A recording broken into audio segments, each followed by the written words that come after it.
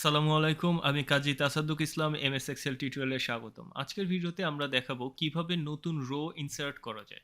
চলুন শুরু করা যাক।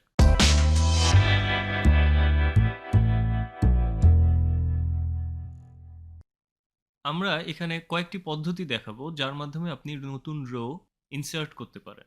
আমাদের এখানে একটি ডেটা রেঞ্জ আছে। এখানে বাম পাশে যে 1 2 3 4 এগুলো হচ্ছে রো নাম্বার এবং উপরে এবিসিডি এগুলো হচ্ছে কলাম নেম। আমরা ৩ নম্বর রোকে সিলেক্ট করলাম।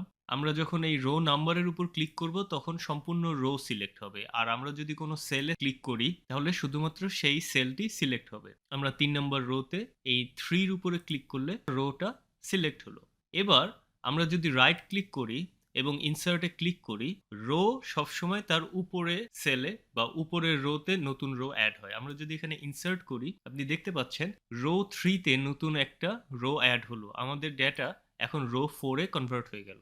আপনি যখনই নতুন রো ইনসার্ট করবেন, আপনার সিলেকশনের উপরের রোতে নতুন রোটা অ্যাড হবে। আমরা যদি রো 2 আবার সিলেক্ট করি, রাইট ক্লিক করি, ইনসার্টে ক্লিক করি, আমাদের উপরে একটি নতুন রো অ্যাড হলো। এখন আমরা যদি কিবোর্ড শর্টকাটের মাধ্যমে এটা করতে চাই তাহলে কি করতে হবে? আমাদের প্রেস করতে হবে কন্ট্রোল এবং নামপ্যাডের প্লাস চিহ্ন দিলে নতুন রো অ্যাড হবে এভাবে। আর যদি আপনার কিবোর্ডে নিউমেরিক কিপ্যাড না থাকে সেক্ষেত্রে আপনি প্রেস করবেন, প্রথমে একটা রো সিলেক্ট করবেন, তারপরে প্রেস করবেন অল্টার আই আর এবং নতুন রো অ্যাড হবে আপনার সিলেকশনের উপরের সেলটাতে।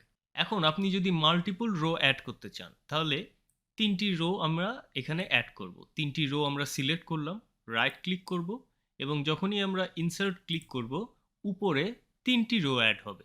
মানে যতগুলো রো আপনার নতুন অ্যাড করতে হবে ততগুলো রো আপনি সিলেক্ট করবেন। আর যখনই আমরা রোর নাম্বারের উপর মাউস ক্লিক করে নিচের দিকে ড্র্যাগ করব তখনই আপনি দেখতে পাচ্ছেন এখানে 5R, আবার যদি আমি ড্র্যাগ করি 6R, মানে যতগুলো রো সিলেকশন হবে এটার কাউন্ট আপনি দেখতে পাবেন। সো আপনার যদি 10টি দরকার হয় আপনার প্রত্যেকটা গুনতে হবে না। আপনি এখানে 10R লেখা দেখলেই বুঝতে পারবেন 10টা রো সিলেক্টেড আছে। এখন আমরা যদি রাইট ক্লিক করে ইনসার্ট করি আমাদের উপরে 10টি রো নতুন অ্যাড হয়ে গেল। এখন আপনাদেরকে একটা নতুন ট্রিক্স শেখাই। সাপোজ আমরা 31 থেকে 35 পর্যন্ত প্রতি একটা লাইনের পর একটা করে নতুন রো অ্যাড করব। তাহলে 31 নম্বর রোটা আমরা সিলেক্ট করব, কন্ট্রোল প্রেস করে 32-এ ক্লিক করব, 33-এ ক্লিক করব, 34-এ এবং 35-এ ক্লিক করব। মনে রাখবেন আমরা প্রথম রোটা সিলেক্ট করেছি, তারপরে কন্ট্রোল প্রেস করেছি এবং কন্ট্রোল প্রেস করা অবস্থায় আমরা 32, 33, 34 এবং 35-কে সিলেক্ট করেছি একটি ক্লিক করার মাধ্যমে, আমরা কিন্তু ড্র্যাগ করিনি। এবার যদি আমি রাইট ক্লিক করি এবং ইনসার্টে ক্লিক করি আপনি দেখতে পাচ্ছেন প্রত্যেকটা লেখার নিচে একটা করে নতুন রো ইনক্লুডেড হয়েছে।